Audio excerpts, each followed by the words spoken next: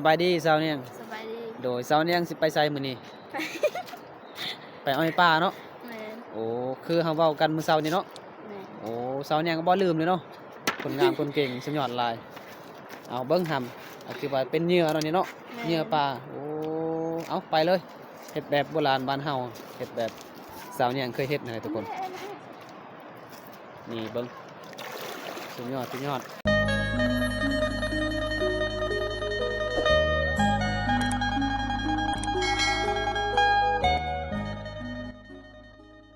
สวัสดีทุกคนตอนนี้บ่าวเพชรกะได้ทำมาหากินแบบโบราณคือเก่าไปอ้อยปลาคือเก่ามื้อนี้กับทีมงานเฮาเซาซุกไปนำเนาะแล้วก็มีสาวคนสวยคนงามอยู่บ้านป่าบ้านดงเขตชนบทชุมพรมังกรรูบ้านเฮาอันนี้คือว่าสาวอันเนียงทุกคนบ่าวเพชรก็ไปกับสาวอันเนียงสาวอันเนียงมื้อนี้ทุกคนโศกหรือบ่โศกก็บ่ฮู้กันไปเบิ่งนำกันเลยเนาะ นี่ทุกคนมื้อนี้บ่เพชรก็ไปกับทีมงานหาวสาวสุกแล้วก็สาวเนี่ยมีน้องสาวเนี่ยไปนำหลายๆคนเลยมื้อนี้เนาะไปกับไปอ้อยปลาคือเก่าทุกคนคือเมื่อวานนี้แหละเนาะแต่มื้อนี้ไปกับทีมงานคนใหม่เลยทุกคนกับคนงามบ้านป่าบ้านเฮาเนาะทุกคนเนาะเดี๋ยวบ่เพชรก็สิขี่เรือเลยทุกคนนี่คือว่าสาวเวียงแล้วก็สาวสุกสาวเนี่ยขี่เรือนำกันทุกคนเรือเล่มนึงเนาะเอาไปขึ้นก่อนเจ้ายูก่อนเด้อยันบ่เพไม่ใช่เนอะเราจะกินนี่ทุกคนตอนนี้กำลังขี่เรือกับทีมงานเฮาสาวอันยังและสาวสุกเนาะสาวสุกคือว่าทีมงานเฮาทุกคนบ่าวเพชรก็กำลังเดินทางไปอ้อยป่าเนาะเพราะว่า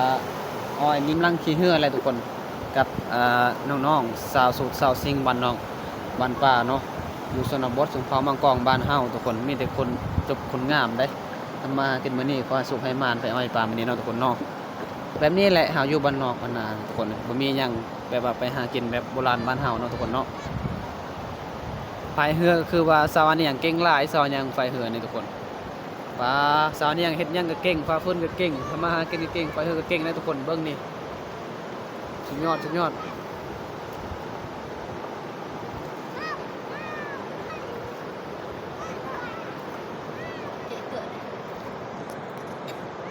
ทุกคนถือว่าเหยื่อเนาะเหยื่อไม่เป็นว่าห่ำเลยเห็ดเหยื่อทุกคนเหยื่อป่าอยู่น้ำเสียแล้วน้องบ้านเฮาทุกคนมื้อนี้บ่าวเพชรก็ไปอ้อยป่าทุกคนนี่แหละเฮาใส่ปนกับดินทรายจังหน่อยเนาะทุกคนบ่าวเพชรก็ไปมื้อนี้ขอให้สุขให้มานหลายๆป่าเนาะทุกคนเนาะนี่เห็นบ่สาวเนี่ยก็เป็นผู้พายเรือเก่งหลายเลยทุกคนปลามันไกลเติบทุกคนแต่พูนหอดพีนี่เนาะสุดยอดสุดยอดนี่ทุกคนไกลสิหอดเลยยังอีกบดนเนาะอันนี้ก็คือว่าบรรยากาศตอนแรงนะทุกคนเห็นบ่อันนี้คือว่าผู้ป่าดงบ้านเฮาติดกับผู้ออมเขาเลยทุกคนอยู่เขตผู้ดอยบ้านป่าบ้านดงนี่โอ้สุดยอดหลายจนเบิดคำสิเว้าเลยทุกคนตอนนี้ไกลสิหอดแล้วเบิ่งทุกคน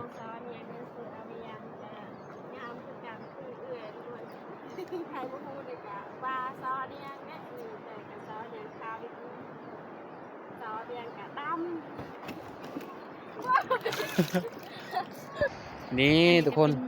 ก็มาฮอดแล้วนี่จุดที่เฮาว่าจะจอดเรือเอาทำนี่บอนนี่แหละใส่ลึงใส่แกงอยู่นี่แหละเฮาก็สิใส่เหยื่อเฮาบอนทำหินน้อยๆทุกคนเฮ็ดแบบโบราณบ้านเฮาเนาะตอนนี้ก็ได้ฮอดแล้วนี่สบายดีเช้าเนี่ยสบายดีโดยเช้าเนี่ยสิไปไสมื้อนี้ไปอ้อยป่าเนาะแม่นโอ้คือเฮาเว้ากันมื้อเช้านี้เนาะแม่นโอ้เช้าเนี่ยก็บ่ลืมเลยเนาะคนงามคนเก่งสุดยอดหลายเอาเบิ่งคือว่าเป็นเหยื่อเนาะนี่เนาะเหยื่อป่าโอ้เอาไปเลยเฮ็ดแบบโบราณบ้านเฮาเฮ็ดแบบสาวเนี่ยเคยเฮ็ดนั่นแหละทุกคนนี่เบิ่งสุดยอดสุดยอดนี่อันนี้ก็จะเป็นนางเอกใหม่เลยทุกคนน้องสาวอันนี้ป้ายังงามเปิดเผยเลยเนาะทุกคนเลยนี่เห็นบ่เอาดินทราย ปนกันได้สุดยอด เอาไว้อยู่บนได้ นี่ทุกคนหลังจากเฮากับปนดินทรายกับทำแล้วเฮาก็เอาไปใส่อยู่บนตะพังหินเนาะทุกคนมันเป็นบอนเคยเฮ็ดเคยหาแบบโบราณแต่ก่อนแตะกี้เนาะทุกคนเนาะอันนี้คือว่าทีมงานชาวสุขเนาะทีมงานเฮาเอาไปเบิ่งวิธีชาวลาวบ้านเฮาเฮ็ดแบบทำมาหากินดำรงชีวิตแบบง่ายๆเลยทุกคนไปเบิ่งนำกันเลยเนาะนี่ทุกคนใส่แบบนี้เลยเห็นบ่สุดยอดหลาย ไปอีก ไปต่ออีกเนาะใส่ให้เบิดเหงื่ออยู่ในคุในอะไรทุกคนเหงื่อเป็นห่ำเนาะโคตรมีความสุขเลยทุกคนจนบ่มีคำสิเว้านี่บ่ได้งามกระทั่งงามก็ใส่เลยห่ำนี่ให้ใส่เลยเหงื่อนี่เนาะทุกคนเนาะป้าไปมื้อนี้กับทีมงานเฮาสาวสุขคือเก่าและก็คือว่าคนใหม่สาวเนียงกับสาวอาเวียงทุกคนเลยนี่เวลาเฮาใส่อยู่ตะพังแบบนี้แหละทุกคนมันงามๆนี่เนาะ จนมันมีคำสิเว้าทุกคนดำรงชีวิตมื้อนี้แบบโบราณบ้านเฮาบ้านนอกบ้านนาเลยทุกคนโอ้ยสุดยอดหลายนี่เห็นบ่สาวอย่างตั้งเก่งเดียกระดอแท้ทุกคนสาวประจบผู้งามทุกคนเลยไผมักกะโอ้จนมันมีคำสิเว้าเลยได้ถือว่าบุญวาสนาเลยเนาะ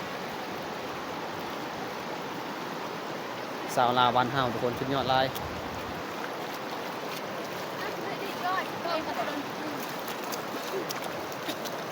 video kita look lah.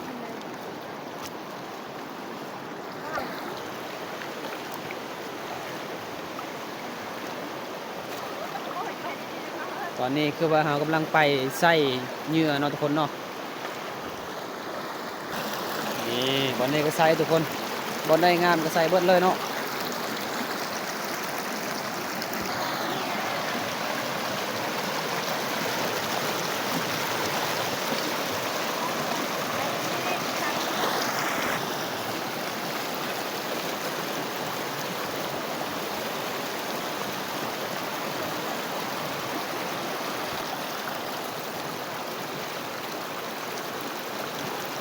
นี่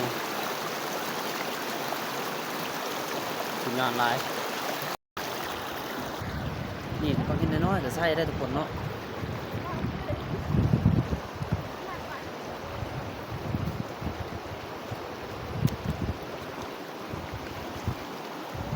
นี่คือว่าธรรมศาสตร์นำเสบ้านเฮาทุกคนเจรน้องเนาะ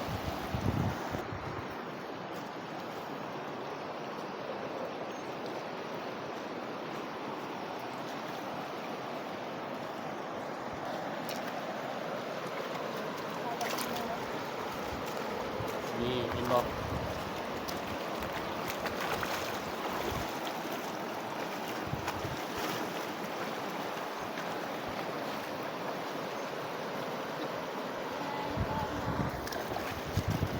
สุดยอดหลายมื้อนี้ว่าเผ็ดไปกับสาวคนงามทุกคนสาวบ้านป่าบ้านดงโอ้ยจนมีคำสิเว้าเลยเนาะ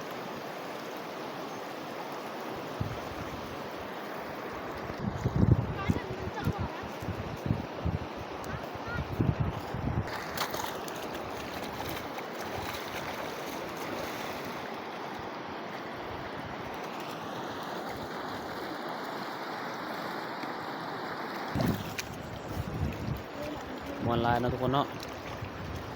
บรรยากาศตอนแรกทุกคนเลย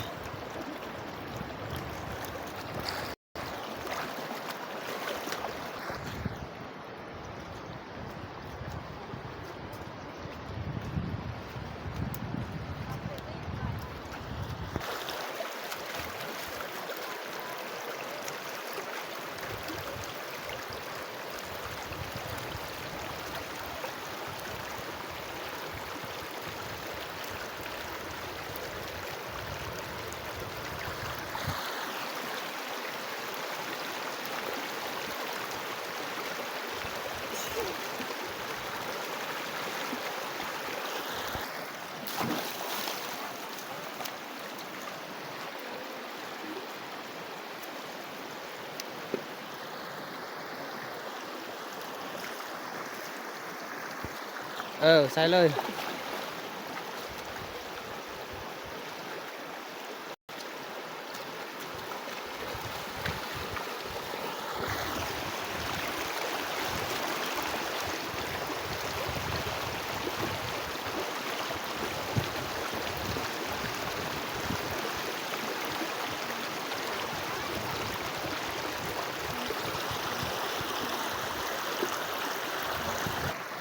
แล้ววันนี้เนาะสุดท้ายเลย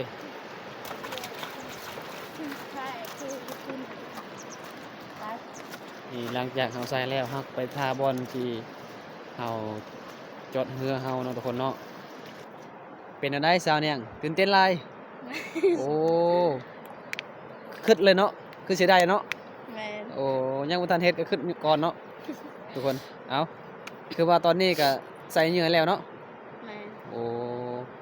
หลังจากเฮาไปแบบไปเฮ็ดไปหานี่หลังจากเฮาใส่แล้วเฮาทาดนประมาณจักนาที 1 นาทีก็ไป 1 นาทีก็ไปเนาะโอ้คือบ่ทาดนเด้ ยานเบิดเหงื่อก่อนบ่ แมน โอ้ยานมีปลาหลายเนาะ แมน โอ้เอาสาวเนี่ยสุดยอดหลายทุกคนสาวบ้านนอกบ้านป่าบ้าน 1 นาทีแล้วทุกคน โอ้1 นาทีแล้ว ไป เนาะ แมน เกมไปแล้วเอ้า เอา นี่แหละผู้ เอาไป เป็น แบบนี้เลยอะทุกคนต้อง แบบว่าหัวหน้าได้ทุกคนหัวหน้าเฮ็ดหัวหน้าห้าทุกคนมาสั่นเนาะคนลุคนมั่นหัวหน้าเคยเฮ็ดแบบโบราณแต่ก่อนแต่กี้บ่าวเพชรก็เป็นลูกน้องก็บ่แม่นลูกน้องเป็นหัวหน้าว่าซั่นเดี๋ยวนี้ลงลืมๆแน่บ่าโอ้ยจนสาวสุกเฮ็ดไอ้โอ้ตุ่มสุดยอดหลายไปเบิ่งนำกันไกลๆเลยมีป่าบ่ โอ้ ไปจุดอื่นอีก สาวเนี่ยก็ลงลืมๆทุกคน จุดอื่นอีกโอ้ บ่เป็นหยัง ทุกคนเขาเนี่ยก็ลืมตลอดเลยคือสาวสุขคนสาวสุขจำเวลา ให้ชื่อแน่สาวเนี่ยแบบนี้เด้เวลาเฮาเฮ็ดแบบโบราณนี่ครับโอ้ ไปเบิ่งไกลๆเลยทุกคน เห็นปลาเห็นปลาบ่ เอาสนุก ปลาน้อยๆโอ้ปลาน้อยๆทุกคนเลย เอาสนุกน้อยนี่ เอาสนุกหน่อยสอนเบิ่ง คือเฮาปะบ่ได้คือสนุกน้อยนี่แหละทุกคน แม่น ถ้าเฮาปะถ้าบ่เห็นก็ไปหาจุดอื่นอีกอย่างไรเนาะมันบ่ มีแต่หินเนาะ นี่ทุกคนมานปลาหน่อยเด้อมื้อนี้ โอ้ 2 ตัวเลยทุกคนมัน มา คือกันเลย นี่2โตเลยเนาะมาในสาวเนี่ยเฮ็ดอยู่นี่ถึกอีกแล้วถึกอีกแล้วโอ้3 3 โต ตัว แล้ว แล้วเด้อทุกคนมื้อนี้ก็มานคือกันเด้อในมีแต่ปลาหน่อย ปลาน้อยปลาใหญ่กับปลาคือกันเลยเนาะ แม่ โอ้ กินได้เลยแหละปลาใหญ่ก็กินได้ เอาไปเบิ่งบาดอื่นอีกดูสิม่านปลาน้อยก็แล้วแต่ทุกคนคือว่าม่านแล้วเนาะอ้าวแล้วสาวเนี่ยลงลืมๆตลอดเลยทุกคน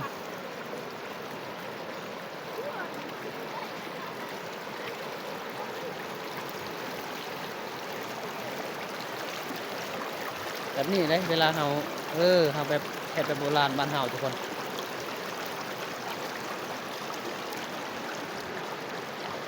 เห็นบ่เราต้องก้งลงนาเอาลงแบบบ่ให้ปลาเห็นมาสั่นเนาะปั๊บมักซิบโอ้ไปเบิ่งไกลๆเลย เห็นปลาติ บ่ บ่เห็น ประ ประ มา มา ณ ณ ไปจุดอื่นอีกจัง โอ้สุดยอดหลาย มา ป ดู ระมาณคือเก่า โอ้ยสาวเดียงก็จื้ออีกทุกคนบอลสาวใสเลย สาวเนี่ยก็บ่จื้อบ่จำแน่เพราะว่าเป็นคนลงลืมๆทุกคนเฮาใส่แบบบอลได้เฮาใส่เหงื่อเนาะอยู่ตะพังหินเนาะทุกคนเนาะ